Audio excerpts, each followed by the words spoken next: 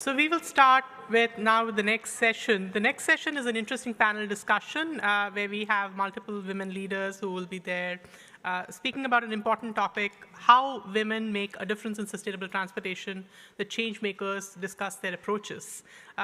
Monica Zimmerman from ICLE was supposed to moderate this particular panel. Unfortunately, she's unwell and she's not been able to come. And so we would have Verena, whom you all saw in the morning, Verena Flores from GIZ, Sustainable Mobility Team, who will be moderating this session. So over to you, Verena, please.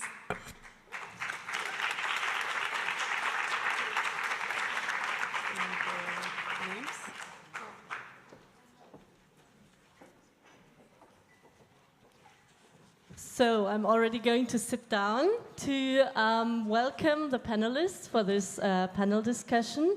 So first of all, I would like to invite Yolisa Kani, who's currently the head of policy at Uber, but who has worked many years in transport planning for government authorities. Please join us.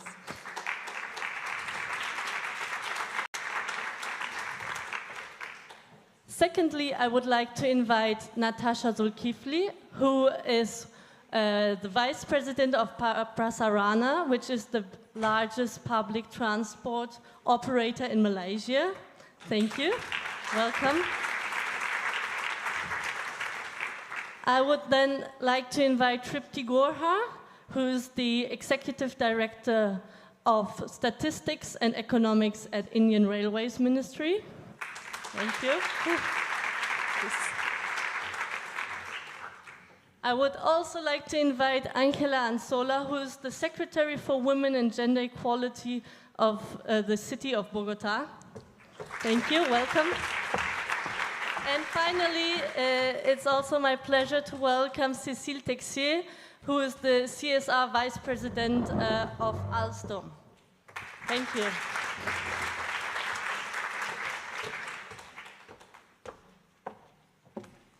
So as you all heard, unfortunately,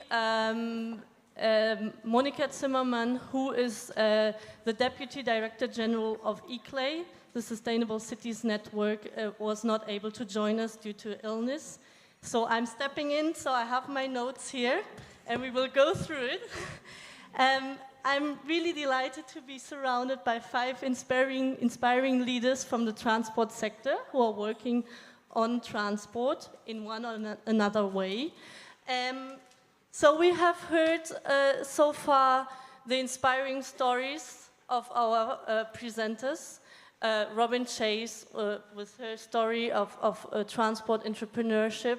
We have heard from Gisela Mendes, who made us aware of the challenges and who confronted us with the reality that women leaders in this sector are still facing in many places of the world. And now what we would like to do here is to look a bit closer and to explore and discuss what is the situation of women in the transport sector, what are the entrance barriers for women, how can we overcome them, and if we will have time, what women really make differently. So we are a little bit behind time. So I think we will speak for about 40 minutes, 35, 40 minutes, and then I will open up the floor to your questions and comments. So once again, welcome to all our panelists here. I'm delighted to be here with you. And I would like to start with you, Yolisa. So you have been working on transportation since the year 2000s. You have been experiencing 2 different worlds. You have been working for government as a transport planner, and now you're working for a new mobility service provider, which is Uber. So can you share your experience with us and the difference of being a woman in these 2 different transport worlds? Good morning, good morning. And I just want to start off by saying it's an awesome pleasure and an honor to be here. It's worth the 24 hours I traveled yesterday. Let me start by saying that being a woman, whether you are in government or you are in the private sector, it seems like the experiences are the same. But let me then just start talking specifically about what I've experienced.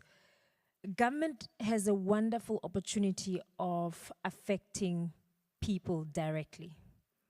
They draft the policies, they own the policies. Government is about serving. The private sector, on the other hand, it serves, but it makes profits through serving the public. I don't know if that makes sense. So one spends money to make a difference, one makes a difference and gets money from that. And I think it's a missed opportunity when government doesn't leverage on its own capabilities of changing people's lives directly. And point in case, when I worked for government, I think in most countries, no one saw innovation and technology in the mobility sector coming. We almost woke up and there were likes of Ubers and Lyfts and everything, and everyone was in shock, and everyone is still in a state of shock. It's a very difficult marriage to facilitate. Having worked for government for so long and understanding the government agenda and then jumping onto the private sector and helping each of the two to understand that actually we all have lessons to learn from each other and there's always a middle ground. It's not either or. And that was the most difficult experience in my time with Uber over the past 2 years, of having to say to government, I know that when you talk about your list of priorities, innovation and technology is not one of them.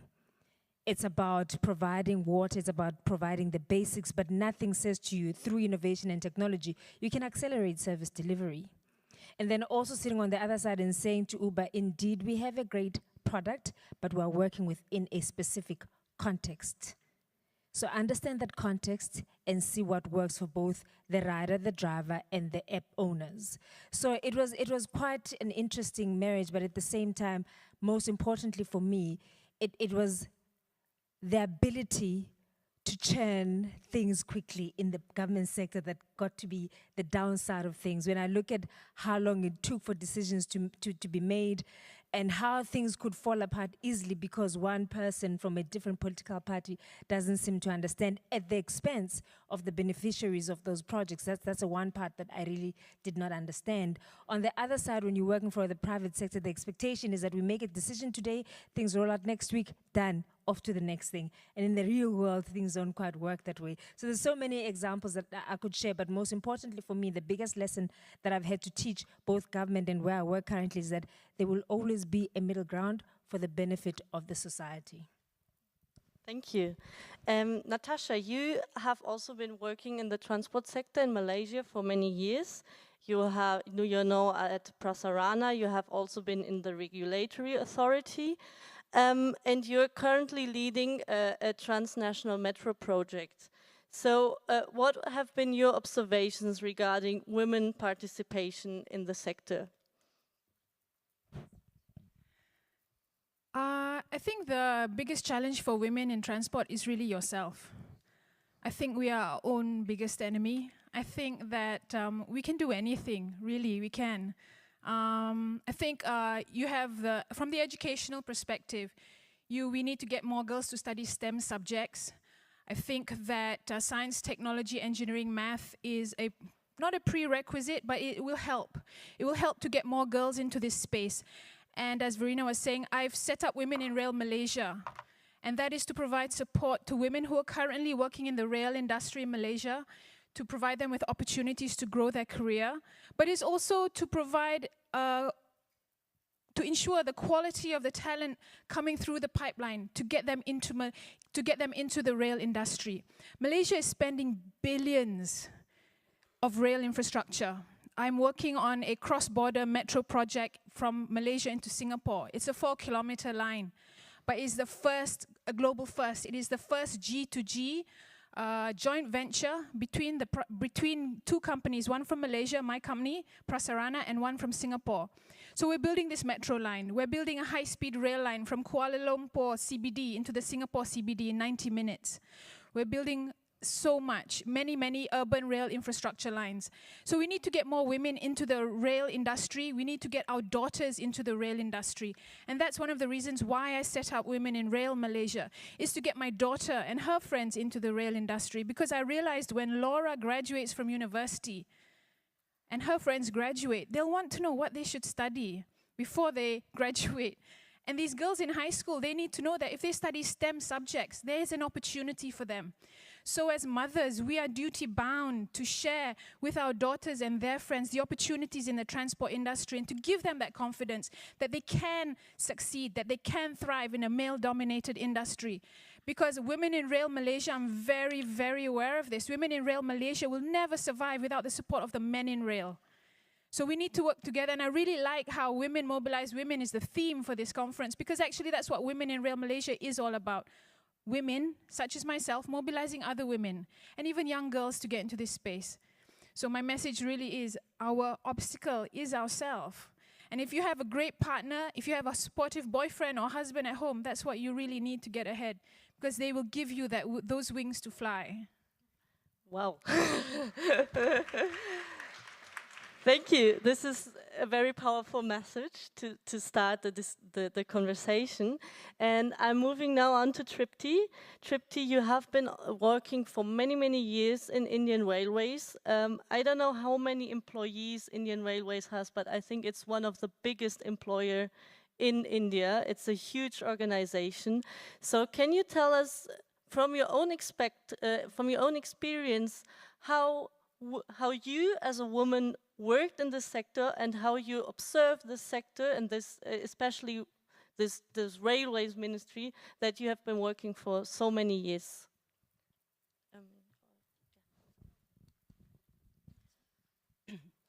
Ladies and gentlemen. Hello. Yeah. Ladies and gentlemen, a very good morning to all of you. So isn't how we address all our conferences and meetings by addressing ladies first, but is it how the story of women has unfolded in the transportation sector over a period of time?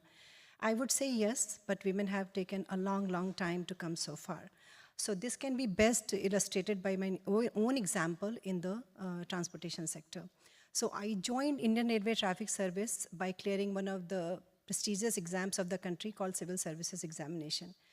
Around 1970s, this service was not even open to women employees. So IRTS, as the service goes by the name, is a service sector which consists of both production management and sales management.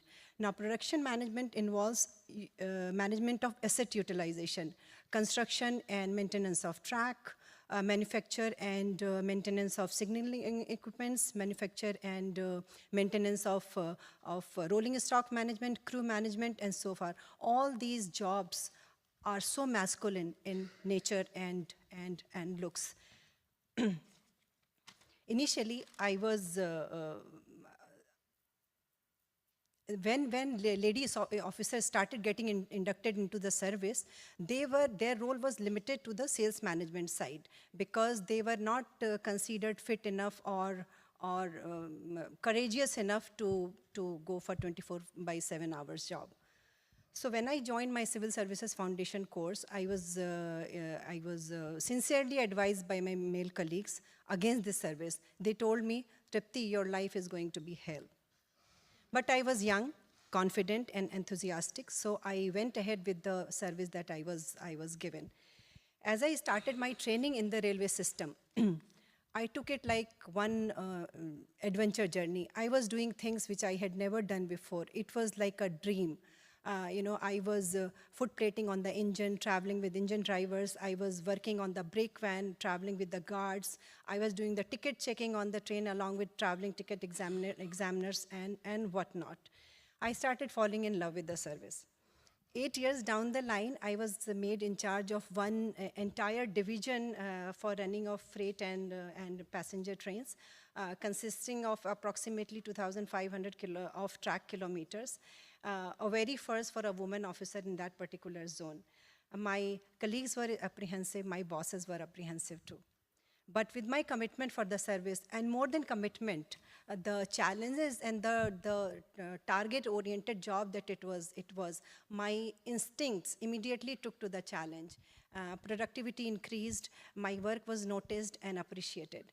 having completed 25 years into the service, and it's a very, very opportune and appropriate time for me to be here today talking about my experience in the service, I can confidently say that women have come a long, long way in the service. Today, on the Indian railway system, there are a number of stations fully manned by women employees. They are passing trains, they are operating the block instruments, the panel instruments, they are working as engine drivers, train engine drivers. They are working as guards, they are working as traveling ticket examiners, and they are working as gang women, maintaining the track, railway track. They are working as level crossing operators.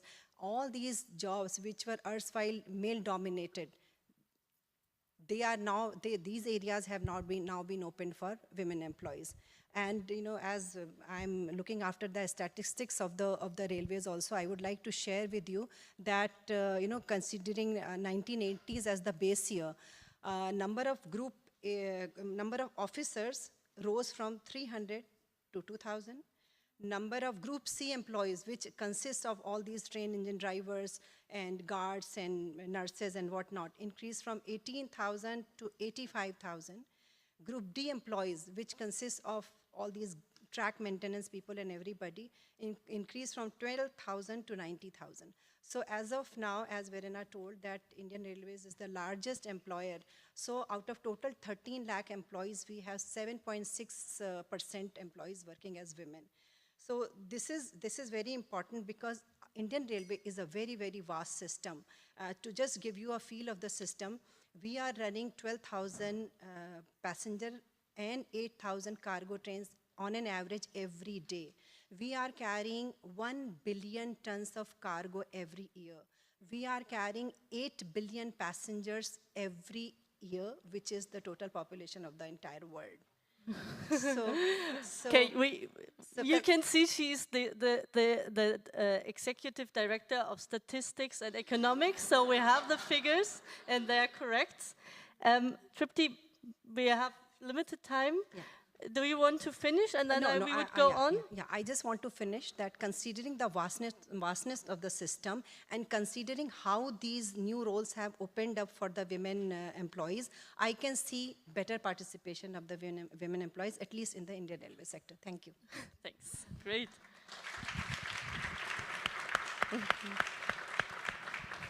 So, Angela, you come here as the secretary for women of the city of Bogotá. So you are not working within the transport sector. And this is very interesting for us because we are looking at women empowerment from two sides. We are looking at the women who are working in the system, in the sector, but we also need to look at women as transport users. So maybe you can share your vision with us, your perspective from a ministry, from a secretary of women on the sector, on the importance of the sector for women's lives.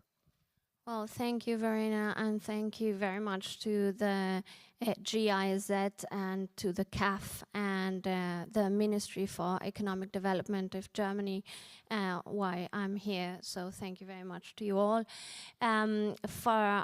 For me, it's really exciting to be here also because I've had the possibility of meeting so many women who are changing the transport system from within this male-dominated industry that I really think it's very hard to really change it unless we actually have women driving the change.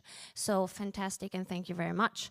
I think what I want to add to this conversation is really from the experience of Bogotá, because as Verena mentioned, although I'm the women's secretary, I have a very close link to the transport system and the whole mobility sector, because it's one of the main concerns for a city such as Bogotá with more than 8.5 million inhabitants, so roughly half, about 4,122,000 women. And we have huge issues because the reality is that women, we move different to men, or at least that's how it happens in Bogotá. We've carried out several studies in order to generate input for the mobility master plan. And what we found by asking women and by talking to them is that we move in very different ways than men, and that the way we move and the current transport system we have limits our freedom and exposes us to violence. And this is really very serious for cities such as Bogotá, the capital city of a country. And we are supposed to be like the most developed city, and I guess in many ways we are, but we still have a long way to go for the transport system to really enable women for us to become real equal partners in the economy, in political participation, in everything. So I want to highlight some issues about how we move differently. We, instead, men usually go from A to B, right? They move from the house and they go to work and then they come back in the night, and they commute twice a day, and usually smaller, less long routes. Whereas women, we usually move in polygonal ways. Why? Because the role that we have as both providers and caretakers sometimes makes our life much harder.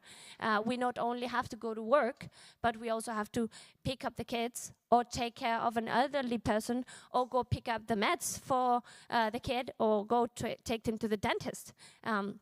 They start growing teeth, and it provides a lot of problems for moms when they start growing teeth and you really have to do trips or get vaccinations. And that means that we oftentimes use a lot more transport than men do, and we do it in a different way and in different hours and in different ways. We use them with strollers, we push wheelchairs around, we carry groceries around, and so on. Many things that men are not acquainted with, some may do. Please accept my apologies to the men in the audience. I'm sure you're very civilized, but I'm generalizing here a little bit. And here what we've got is, in Colombia at least, in Bogotá, we've seen that 43% of women in Bogotá do or claim not to engage in the labor force because they have responsibilities to other women and to caretakers and to babies and to elderly people. So these responsibilities as caretakers stop them from engaging in the economy, and that limits their autonomy. And this is really quite serious, because then if you don't have economic autonomy, you're also exposed to a lot of violence. Finishing really quickly. And I think particularly, and in order to let my colleagues speak, because they really have many answers that I don't have, but we really need to improve the transport system, because what we have is that, at least in Bogotá, women, we use the transport system in a greater proportion to men by about 10%. And we are usually more sustainable than men. We use more transport system, we walk more, and we also, we are in Bogotá, we are starting to cycle more, although a lot more needs to be done to encourage, because only 3 out of 10 cyclists are women. So we really see from the Women's Secretariat that transport is crucial, really, to equal gender rights, and we have a lot to learn from different experiences around the world. We are already collaborating with experiences in India and others, and we really want to... You will be able to explain them afterwards. Okay. I'm done. Thank you. Thank you. My role is also the time taker. So, so Cecile, so we have heard from the 4 ladies before. You are also working in the transport sector, but in a slightly different way. So you're not operating transport, you're not planning it, but you are working for a rail manufacturer. So can you relate to the experience that were just mentioned here by your female colleagues?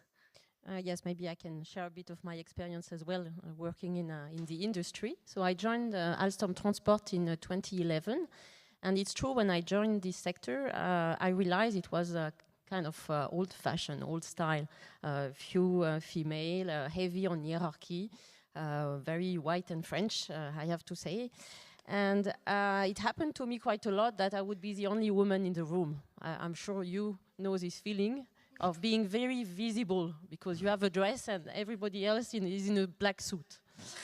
But I think you can make it also an opportunity, because being different and being visible, if you have something interesting to say, people will listen. And I try to use that as a way of work, and I think I'm quite happy with the results so far. Of course, I've done my share of meetings and speeches where you were there because they need a woman, and so you need to go. But again, it's an opportunity for you to access places, people, events where maybe you would not have been invited if you were a standard guy. So I always take it as an opportunity and try to join in this case. I faced a few of bad jokes, sexist comments. It happened even once when I opened a position in my department. I made interviews for internal candidates, and one of them told me, I don't want to go, I don't want to take the job because it's a female position. I don't know what he exactly meant by that, but I was quite shocked, honestly. And I realized in the company there was a general lack of awareness that women could take any position. And talking about barriers, I think one important aspect is the lack of awareness. Often our colleagues, our male colleagues, they are willing to do good. They don't think they are really sexist, or they are introducing a bias in the way they manage their female team members. And so at Alstom, we thought there was a lot to be done on raising awareness, raising visibility. And that's why we decided, when we developed our first strategic plan in 2014, to introduce a specific pillar on diversity and entrepreneurship, and to quantify for the first time objectives. And we can see the evolution. Now we can see the positive evolution, but still there's a lot to be done. You want me to comment on what we've been doing at Alstom, or afterwards? Later on. Okay. I think Natasha just wanted to comment on what you just said. Yeah, I love what you said, Cecile, because let me share with you a Malaysian case study. What we did last year in my company, I used the CEO's Twitter and Facebook handle to do a sort of a social experiment. And what we did was we highlighted 19 staff. 17 staff, 9 male, 8 female. And the most interesting thing was we would highlight them, we would give their name, what they're doing in the company, how they're contributing to the company, and this was followed by 6,000 followers of the CEO's social media channel. 10-1, the interest generated from these female staff compared to the male staff. That was the number of impressions, likes, retweets, shares. 10-1, the women social media found more interesting. Isn't that amazing? They liked these young women working in the rail and bus industry 10 times more than they liked the highlight and the focus on the men. There were 3 specific females that went viral. The first one was a 21-year-old female train captain. Our youngest train captain was 21-year-old female. She used to take the train to go to work, a different job.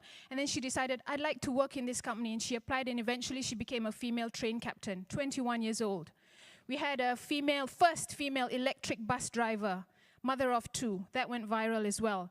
And the third one was a female rail engineer. All these females, the third female rail engineer, she wore hijab, very traditional looking girl, but she became a fashion icon because it was even picked up in Indonesia.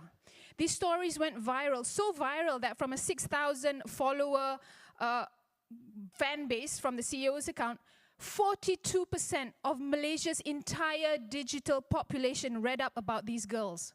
Now, isn't that amazing?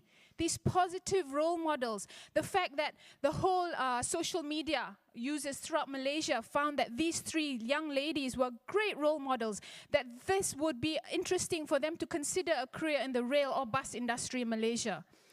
42% of Malaysia's social media users found this story.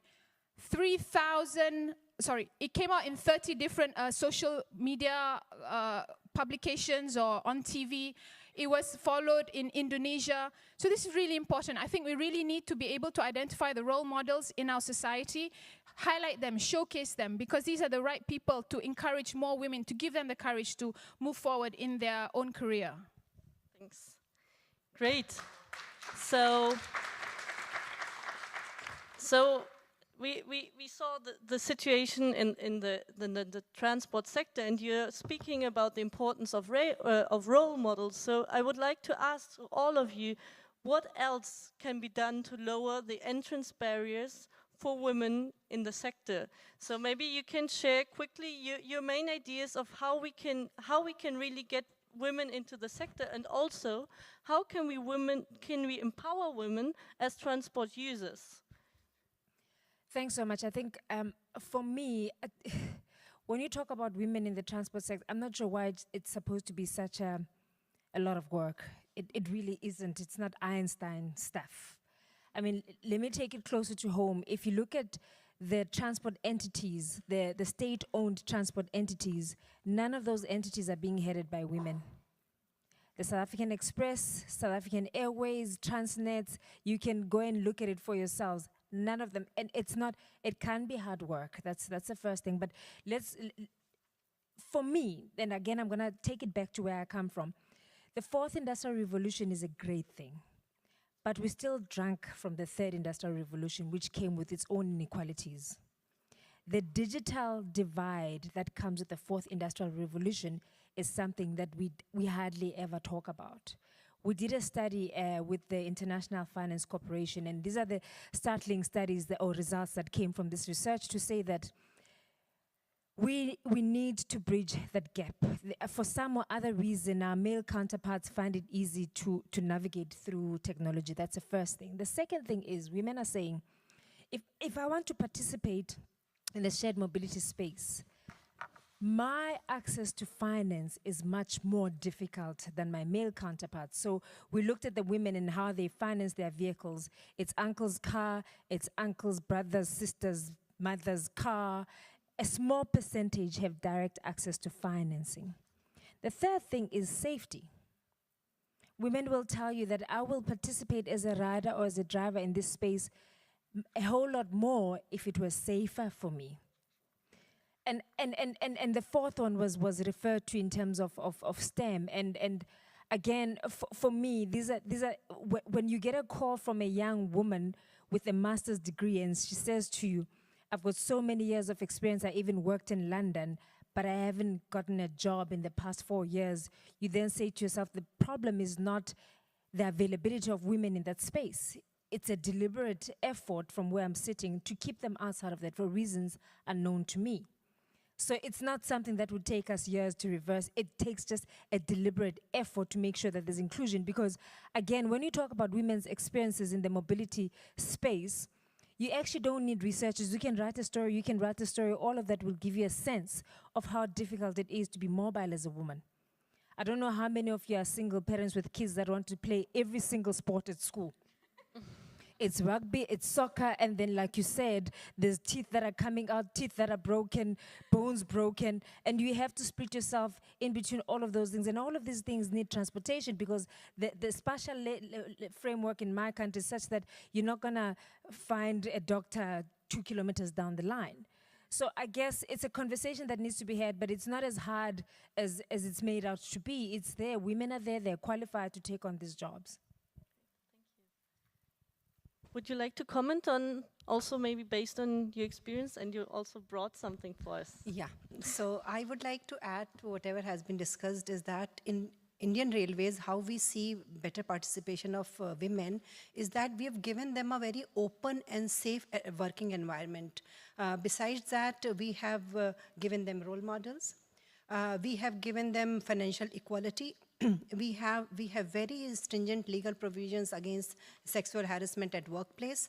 And till now, these women were not even aware that these are the career opportunities which are open to them, which have till now been, male-dominated only, and they are capable of doing everything that the men were doing. So that is how the participation of women has increased, and they feel very safe. They are working 24/7 because train passing involves 24/7, 365 days a commitment. But since the working environment is so safe and the respect that they are getting in the system, they are coming up for all these opportunities. And 2018 has been declared by Indian Railways as the Year for Women and Child.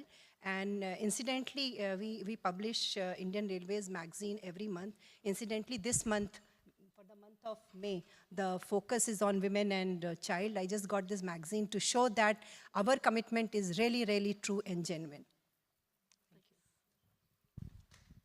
Yeah. So Angela, would you like to share briefly maybe one or two of the experience you had to empower women as transport users in Bogotá? Yeah, I think as my colleagues have said, it's very important to have role models and women in decision-making positions, because if we are excluded, then it's really, really hard for men to put themselves into our high heels. Also, we wear high heels, right? And it's hard for them sometimes to really be able to know what our needs are. So I'm very, very happy and proud that my boss, the mayor of Bogotá, has had the last 2 women who have been in charge of solving the single most important issue in mobility, in transportation in the city of Bogotá. Transmilenio, our massive transportation system, have been women, and I think this is very relevant. However, of course, we have to work a lot with the citizens of Bogotá, with the women, and our role from the Secretary of Women of Bogotá is to provide those spaces and the channels so that women voices can actually be heard, and this is really important. So what we've been doing is we have 2 massive challenges in the city of Bogotá right now, and it's one, the master mobility plan, and so we are generating the channels for women to be able to express their views on this and their needs, and the land ordainment plan, what we call the POT, and in this land ordainment plan that says which areas of the territory can be used for what, is highly relevant and very much connected to mobility. You cannot really think about transport without thinking about territory, and you can't think about transport for women also without thinking about the issue of security. So the other thing we've worked massively on in the Secretary for Women, and we still have, of course, a long way to go, but is making the private sector and also the public sector aware that transport system for now is not so much considered very safe from women's perspectives. Women still perceive that some public transport is not safe. So, for example, of those surveyed by the city survey on transportation, of those surveyed who are not willing to go out at night, 60% of them are women, and of those not willing to go out alone, 68% are women. So this is telling us that women are not feeling safe, and that women rather restrict the movement and the time where they move and how they move, and also limit their autonomy because they feel they have to go out with someone. So one of the strategies we've put in place, they're called security councils for each one of the 20 boroughs of Bogotá, to deal with each borough's specific security needs for women, specifically for women. And this is because it's a special occasion to get together the police, the local mayor, and the local authorities in general, including the transportation authorities, so that we can solve those issues that threaten the security of women in public spaces, and especially in public transport. This has been one of the initiatives. Also, and I think it's very relevant, for the city land ordainment plan, we have managed to set up a series of spaces, and of these spaces we've managed to get 2 very important almost policy documents generated by grassroots women who were previously given some information, some relevant information, for example, about map reading and so on, which is necessary for them to generate good input for these policy-making documents. And this way, they've managed to put up a document with 56 very important policy recommendations, many of them which are being included right now in the land ordainment plan. So I think these are a few of the things we are working on, but it's definitely the key is, I think, not only having women at the top, but also that grassroots women and the women who really are in each part of Bogotá are being heard in terms of policy making decisions. Thank you. And if you want more details on the policies that have been developed and implemented in Bogotá, I think everybody can speak to you during the break to know more, and the same applies for all of our speakers here. Just one last question to Cecile. So, let's say, yeah, we can wait for women to start studying more math, and we can encourage them to join the sector, and we can lower barriers. But what about a quota? Do you think we should implement a quota for women in transport? A quota, well, I would say for Alstom, we implemented a target, at least, not a quota yet. And this we did in the context of our global strategic plan, because it was identified that becoming a worldwide company, serving customers and passengers all over the world, and knowing that more than 50% of the passengers running public transport are women, it was becoming obvious that we would need to have more women on board, more women involved in the design of the products, and more women involved in the decision-making around what we do everywhere in the world.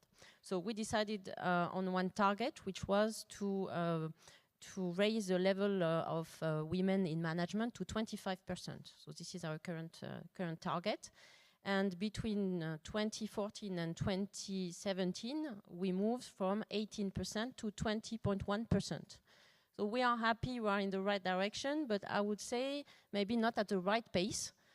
Even if we did already a lot, we implemented a dashboard to have fine monitoring of what's happening, because it's not enough to have, a global KPI percentage of women. You need to know country by country, function by function, grading, level in the organization. Where women are being hired, where women are also leaving the company, because there's no point in hiring a lot of women if you're not able to create the collective environment that make them feel happy at work, and so that they stay actually. So we've been implementing all this tracking.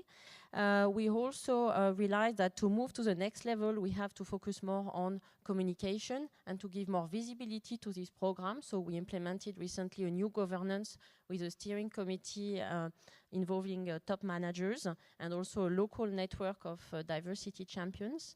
This week, it's the Diversity and Inclusion Week in Alstom. So every day there will be specific communication on gender diversity, disabled people, ages, cultural diversity, and so on. And specifically for women, we also launched a mentoring program. So every member of our executive committee is now taking care of one or two women talent, and to support her in a career development. Great, thank you. I have many more questions, but as we're behind time, I think we will already leave the questions to you. So I think it is already 1, or is it 12? Ah, no, it's 12. So we're not behind time. Oh, good. Then I will still ask my question, and then we open the floor for the audience. So we have in our program, we have this deliberately provocative statement. When men plan transport, transport is planned for men. So within this panel, would you agree with that? And if, what do women do differently? Look, in all fairness to men, I don't think it's something that somebody sits and deliberately says. If you're in a high heel shoe, you won't be able to use this pavement. However, we have a source of reference. an experience. And our experiences as men and women are different when it comes to mobility and mobility needs. It therefore comes naturally to build something from your point of reference. And this is a danger of not having women planning these policies in terms of mobility and also being part of the implementation of the very same policies and infrastructure. So for me, the way I see it, because we've spoken about how complex our mobility is in comparison with men. There's various studies from South America, from Africa. It boils down to the same, that we don't have the same travel patterns. So it's a missed opportunity not to have women in those spaces, because we would probably would plan based on our experience, and also would certainly plan with empathy, and there'd be an element of practicality, because you know what works now and you know what wouldn't work. So for me, that's very fundamental to say that we are living the functionalities and the dysfunctionalities of the public transport system. And until and unless it is inclusive enough to have us in those planning committees and implementation departments, it will never work and it will never change. For me, it's as simple as that. In this day and age, we shouldn't have women saying, I am unable to travel after a certain time by virtue of being a woman. I'm unable to take care of my mother because I'm a woman. So none of these things should have a gender biasness to them. And the only way is, it's not an either or where women are only doing this and men are outside of this. Also, men need to experience and hear what it's like to be a woman that has different mobility needs. I mean, I used to be in meetings when I was working for government, 7 till 7. And we used to say the difference between myself and yourself, city managers, that you have a wife and I don't. I'm either somebody's wife or it's just in between.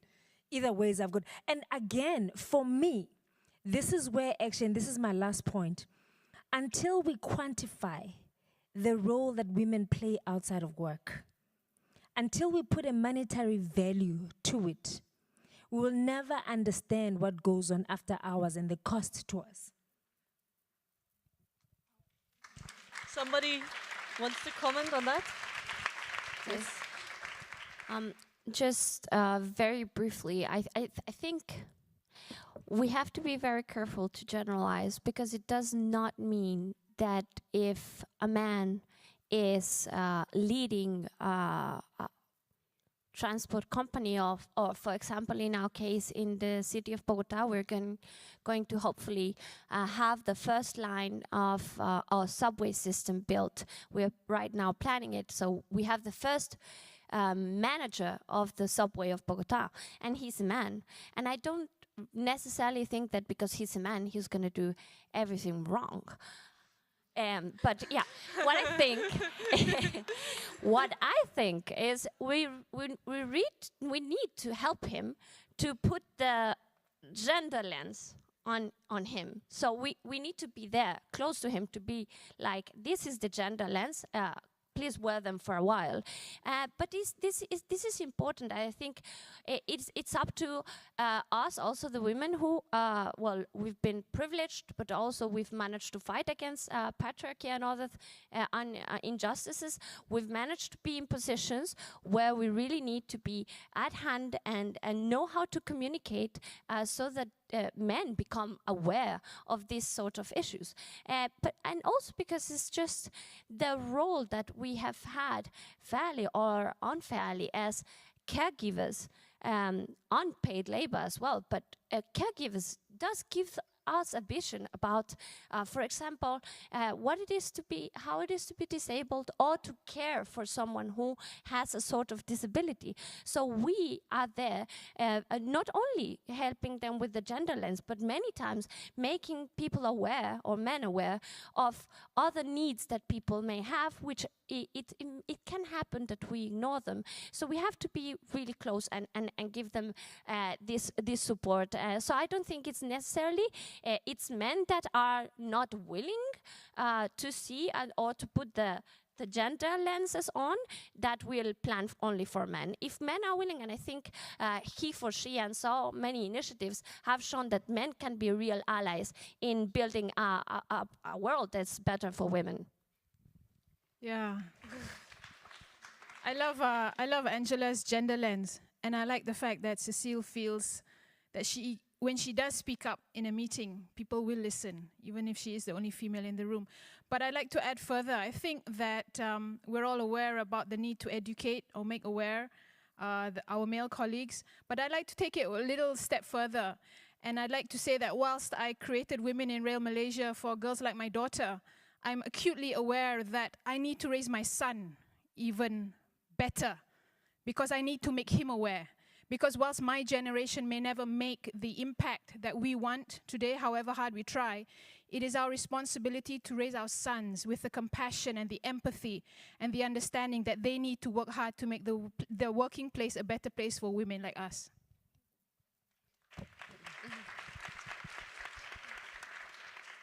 So my very brief 2 reasons why women should participate in this sector is that, one, they are equally competent, if not better, to do the job. And secondly, they are very sensitive to the community demands. It comes from their basic nature of being a homemaker. So they can definitely be more considerate and attentive to the demand of the traveling passengers. And research has proved that the presence of women in any sector improves the ethical standards of that workplace. So these are my 2 reasons, strong reasons, yeah. Well, maybe a comment on my side. I think the transport sector is going to face major challenges in the next years. Between now and 2050, the demand for mobility is going to be multiplied by 2 or 3.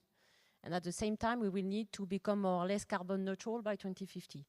And the CO2 emissions, they have not even started to decrease worldwide for transport. So I really believe that we're going to need all the new people, the new ideas, and we have no option. We cannot afford to lose 50% of the talent in the world. That's why women are very welcome to work in the transport industry. Thank you. Great, so I would like to open the floor to you to ask questions, make comments. I don't know how we are organizing it. We are taking the microphone to the people. Okay, so I'm seeing a hand here, and the second hand was there, and then we continue. Thank you. My name is Marcela, and I'm with an organization in Cape Town. It's called Open Streets. My question is about the new generation of women. So I think it's clear that we all hold stereotypes, and even in this room, as much as we have been exposed to change, we all have stereotypes. And so I'm curious to hear how, in your different initiatives, you're incorporating the new generations that are coming, if you're seeing trends and things that we should all be keeping in mind.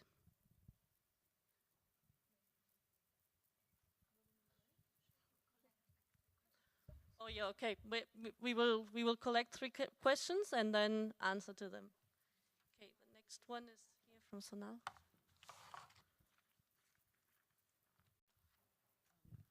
Thank you for this panel. I have a comment and a question. I know that we're making this discussion about men and women, but I think many of us agree that women are not a homogeneous group themselves. And I think that there is a limit to where we can use our personal experience for planning, because there is privilege amongst women as well. And for example, many poor women, for example, don't wear heels. And I just hope that we can actually foreground this in our conversations of women as users. Maybe this was also discussed, but not very explicit. I did hear from Bogotá and Alstom, but it'd be interesting to hear from the panelists is, building on Mary Crass's statement, is how are you as leaders leveraging your position to encourage more women, either in decision-making processes in your organizations or as workers? I'd love to hear that. Madam Tripti, you mentioned that women constitute about 7.6% of 13 lakh employees in the Indian Railways. Is there a goal to increase that? Because it seems fairly low at this point. But it would be very interesting to know what's going on. Okay, third question.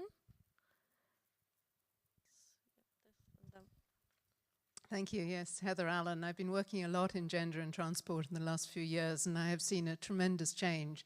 And it's really encouraging to hear all the stories we heard and the opinions on the panel.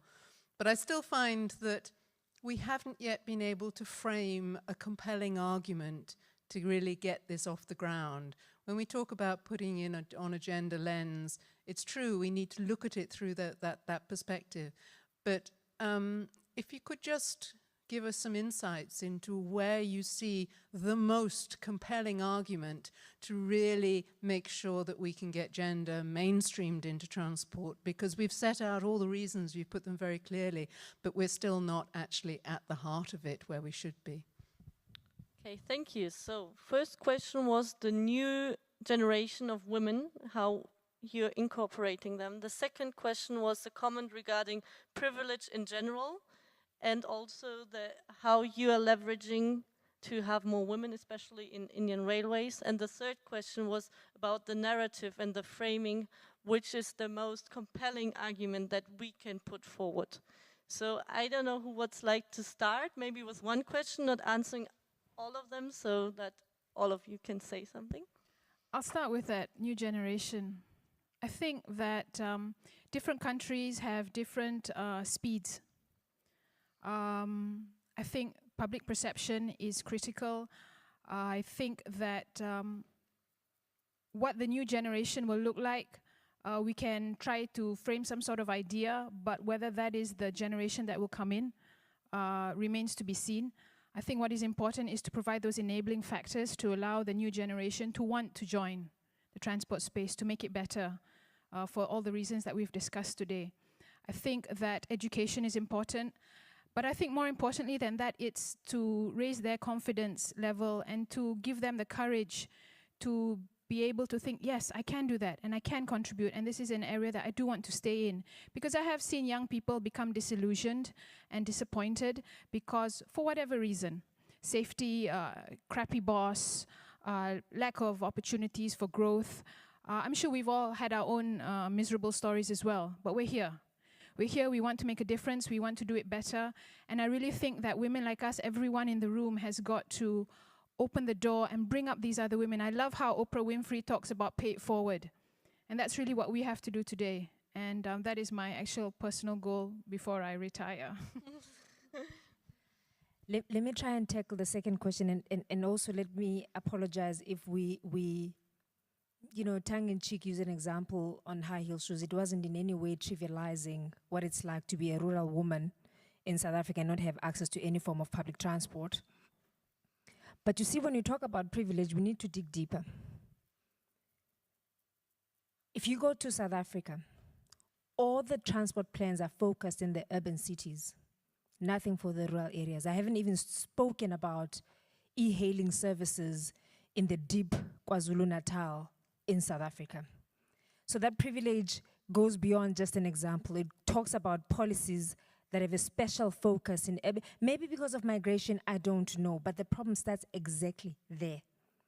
And no one knows it better than being in labor for 24 hours and losing a child, not because there was anything wrong with you, but you never had the access to make it to the clinic on time. And those are the realities on the ground. So when we did this study with the IFC, the women said, I would drive more if it were safer to me. And all of them, whether as riders or as drivers, they equated mobility to independence. The most startling result here was when our male drivers, they use the e-hailing service as a primary source of income. And the female drivers are saying, I'm topping up the little that I'm getting, either from my current job or from the small business that I've done. Secondly, they were saying, if I could better understand the possibilities that come with technology and also access to financing. So what we've done, we've got a drive that's called 1 Million Women Globally.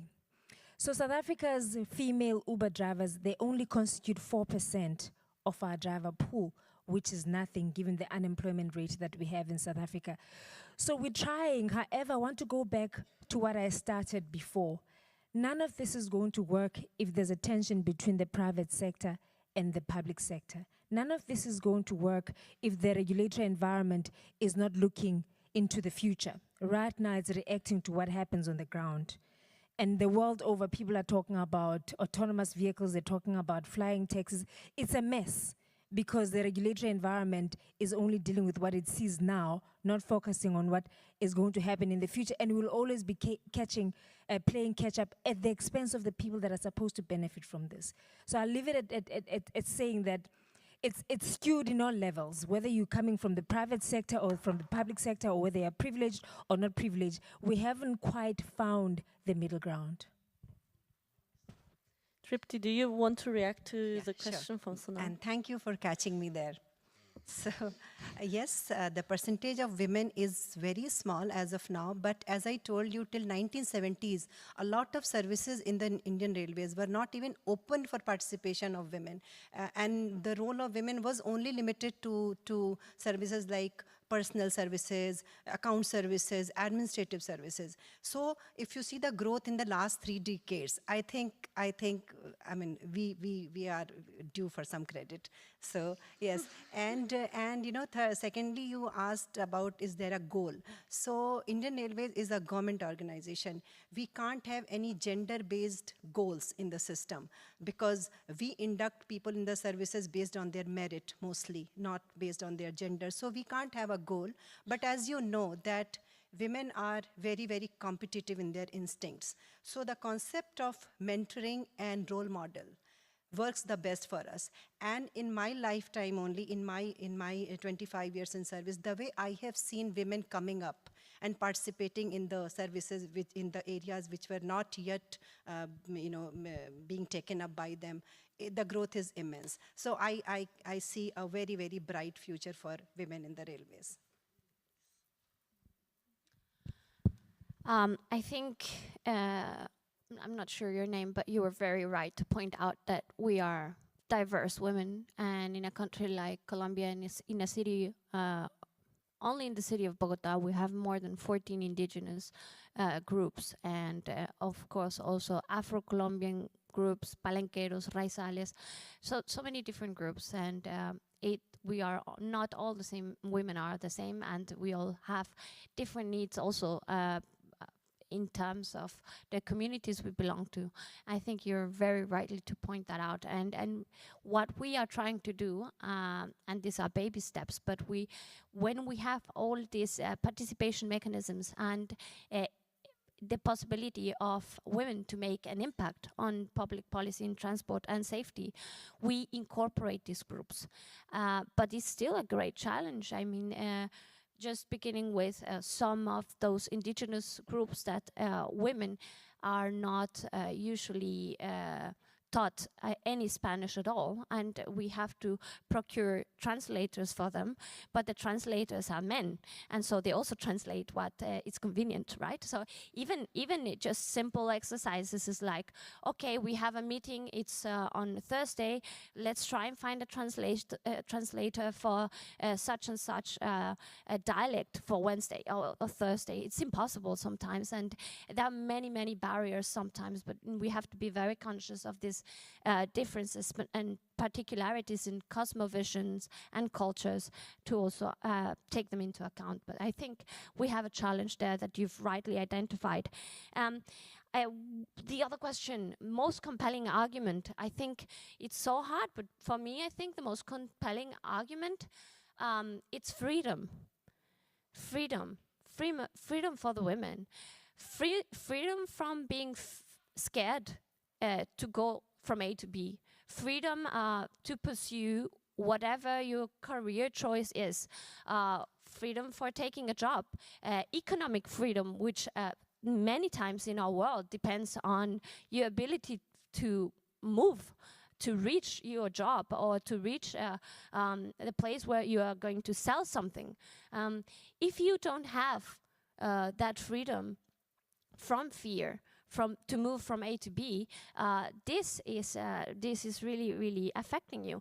And in many parts, I think, but in places in Latin America and many places in Colombia, the difference is that women don't go to university because going to university implies maybe taking a day job and then going to university at night, and you can't go because you think you might be raped going to the train station, going to the bus station, or going, or as it happened at some point by the taxi driver, right? Also, if you don't take a job, because literally the hours of the job, you'd have to leave your borough at night, while it's dark, to reach the place where you're working at 8 in the morning, and then you'd have to leave and also have to walk in the dark, and you think it's so unsafe that you stop taking the job or take a lower paying job. Really, I think it's about freedom, and we need to change this, because we're having a very unequal deal for women if we continue this way. Do you want to comment, or should we take, maybe I would take 2 last questions and then close the session so that we can go for lunch, have a break, and then come back with new energy. So maybe 2 questions. It's hard. I think this hand was raised, right in the beginning. And then, I don't know.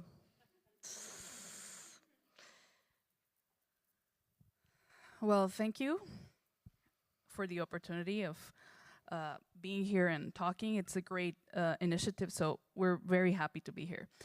I haven't heard the F word so far. Like, the whole day, I haven't heard the F word, feminism.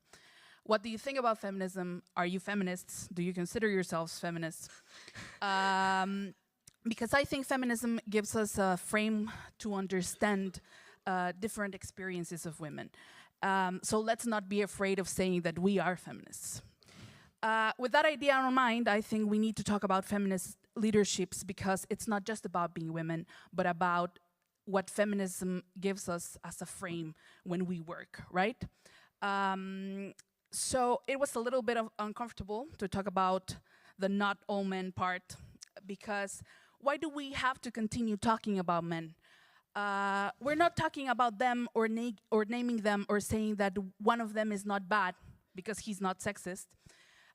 It's about representation, because I think we need to talk about representation, about women need to be represented in decision-making and in leadership. It's not about saying that one of them is not so bad, that one of them is not so,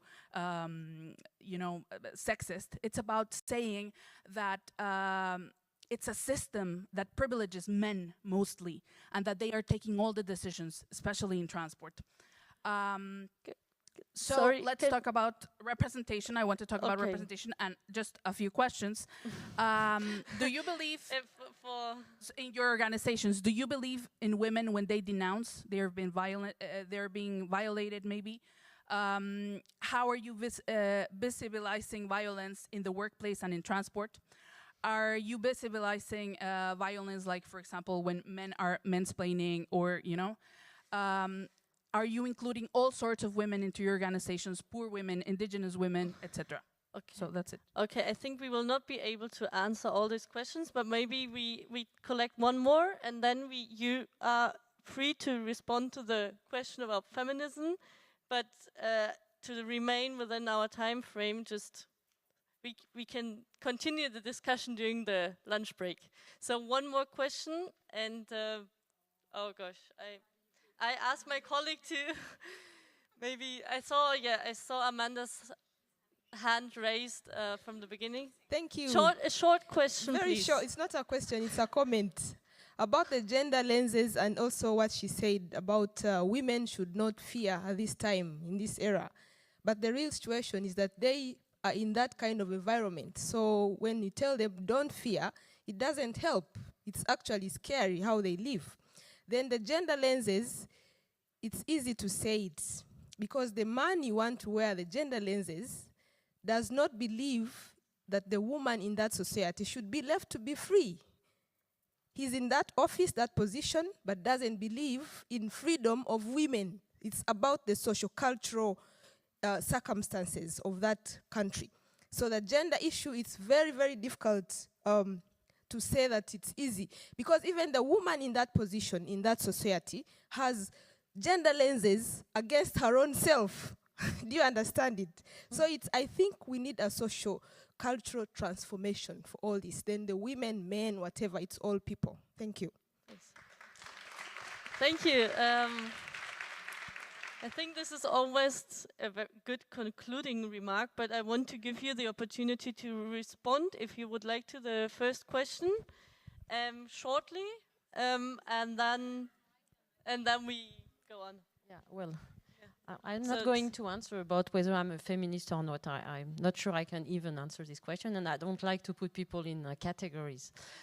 The way we are developing our diversity and inclusion strategy, we want to avoid also split the world in two, male and female, and there's the bad guys and the good guys. This is not the way we want to develop as a company. What we want to achieve is to be a more flexible, a more open company, a more inclusive, a company that is more ready to listen to different ideas, because we think this is the way we're going to be more innovative, more resilient, and more sustainable in the future.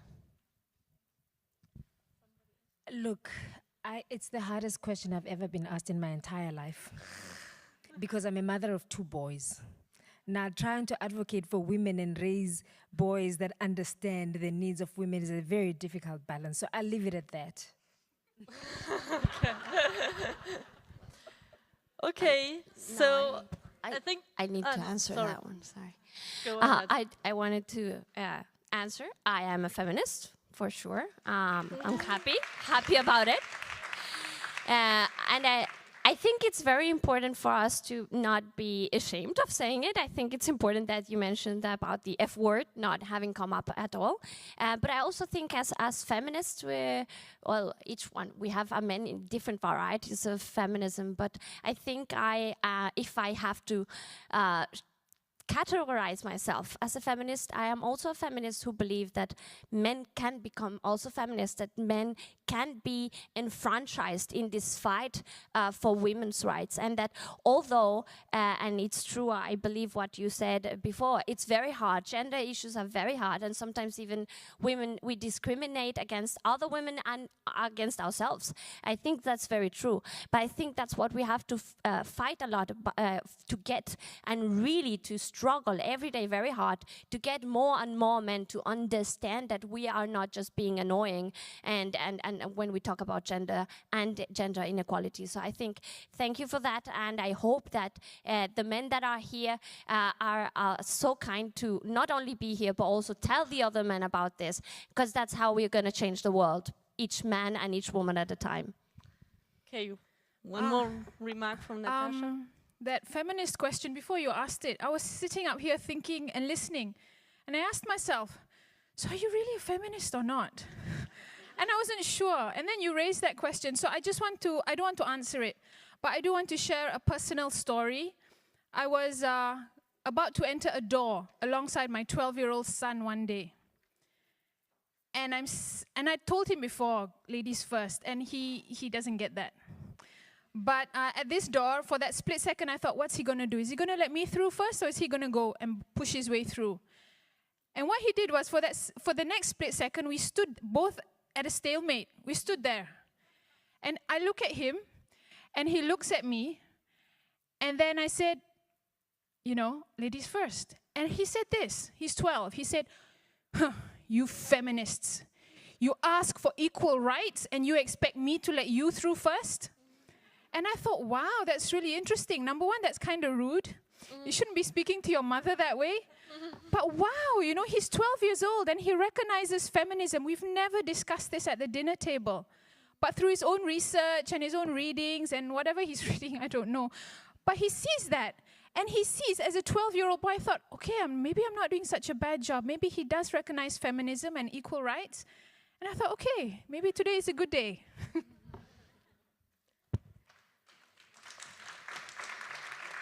Any more remarks? No?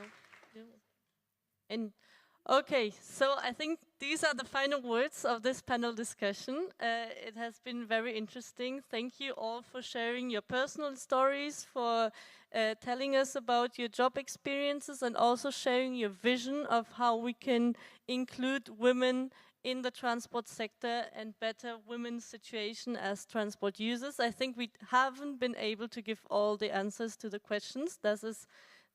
it's a huge topic, as we're seeing, but I think it's good to discuss and to start this conversation. So thank you very